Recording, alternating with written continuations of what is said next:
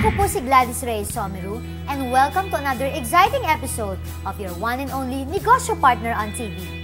Go Negosyo, kaya mo! Mga kago-negosyo, isang out-of-the-box business concept na naman ang hatid namin sa inyo. And this time, hindi siya basta-basta negosyo, kumikita ka na, nakakatulong ka pa sa ating mga magsasaka. Kung paano, panoorin niyo.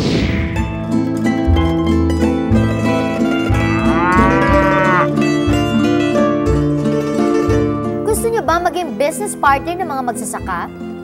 Why not? The Philippines is primarily an agricultural country at maraming business opportunities ang pwedeng pasukan in the agriculture industry. Isa na nga dyan ang livestock.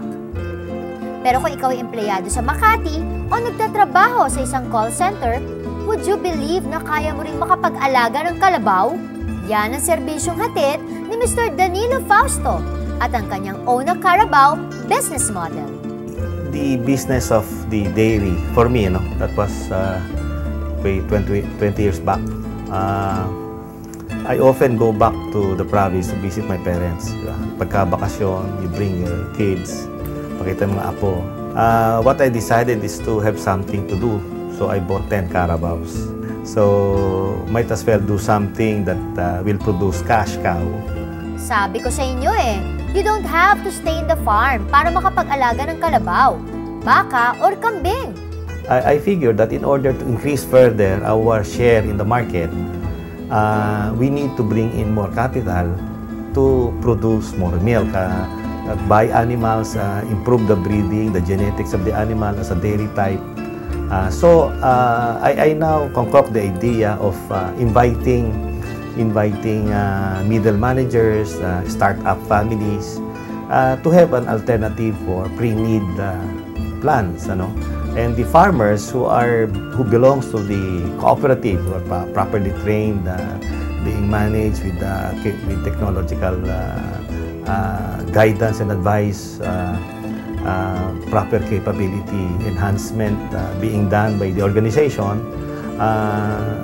They might be better in a position to take care of this animal which is owned by the people in Metro Manila or even in OFWs, and the farmers and the investor can share on the proceeds. Alam nyo ba na tayo mga Pilipino ang one of the highest importer of dairy products? Hindi nyo alam yan, Kasi we can only produce less than 1% or 37,000 liters out of our 4.4 million liters daily requirement.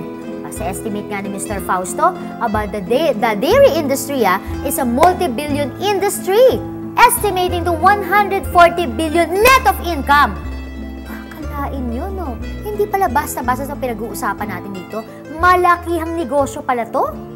Ang aking kalkulasyon, it will be something up to a high of 140 billion business.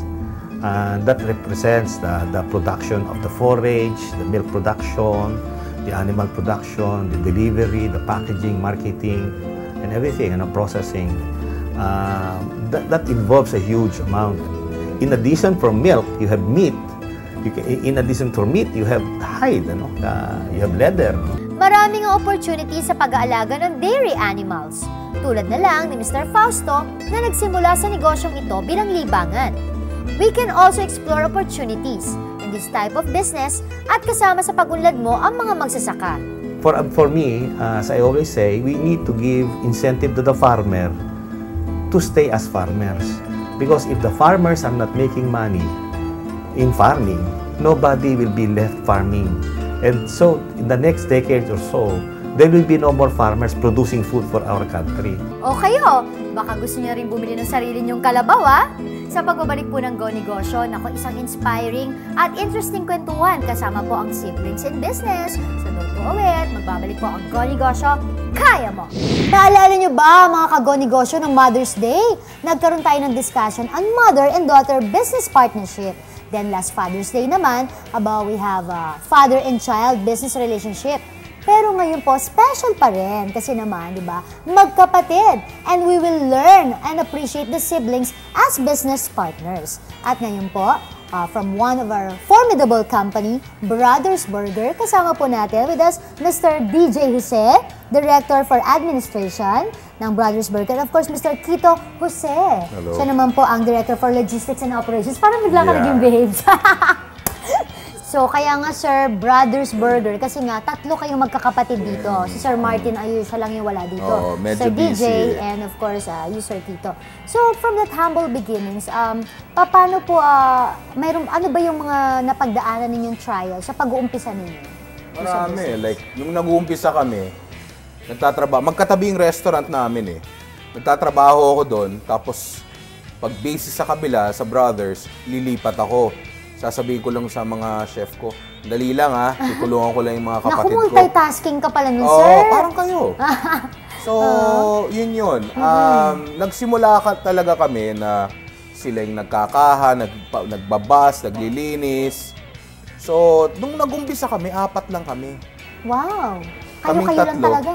Saka po yung isang helper. Okay. Na hanggang ngayon, nasa amin pa rin. Wow. Nasa amin pa rin siya. And by the way, 10 years na po ang Brothers Burger dahil nag-celebrate sila ng kanilang ika-10th year noong June 23, which is by the way my birthday. Kaya ka-birthday ko pala.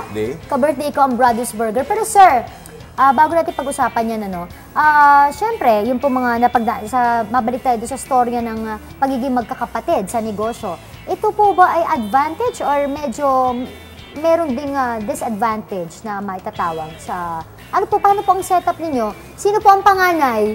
Ako ang panganay at si Quito ang bunso. So, ganun din po ba ang arrangement ninyo sa business na parang kayo yung mas higher dahil kayo yung panganay? O hindi? Actually, hindi rin eh. Because depende sa, let's say sa amin, sa structure nung kumpanya, si Quito being the chef, siya talaga yung in charge ng buong operations ng Brothers. Dahil alam niya kung paano magluto, alam niya kung paano mag-costing, alam niya kung yung mga sourcing ng mga suppliers.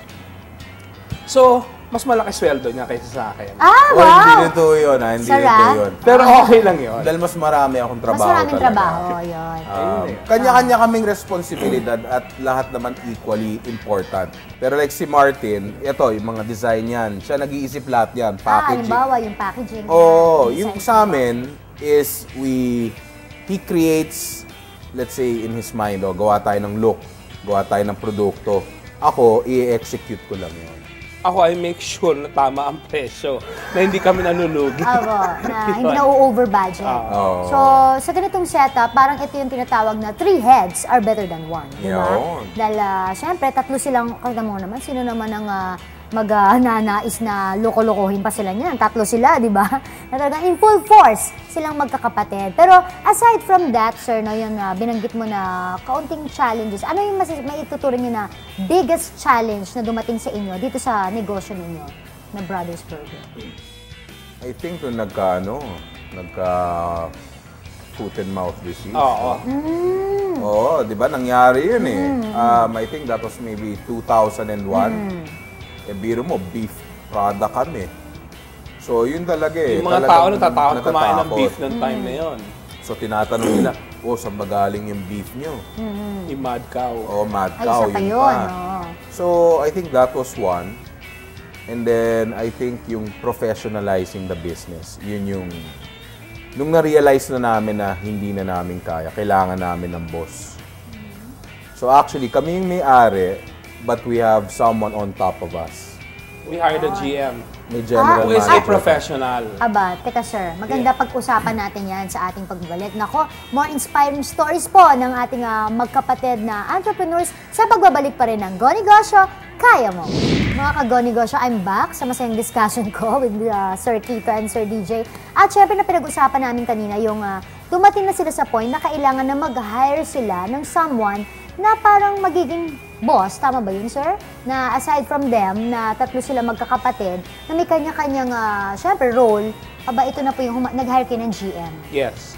So, ikailang year nyo na po ito? 4th year? Yeah, on the 4th year, we decided to get a professional manager. Dahil sabi nyo nga po, kahit kayo graduate ng finance, and kahit si sir ay chef, or pero...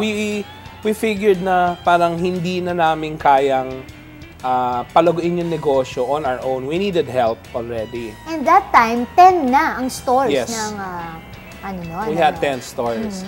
And for us to be able to expand some more, kailangan na namin ng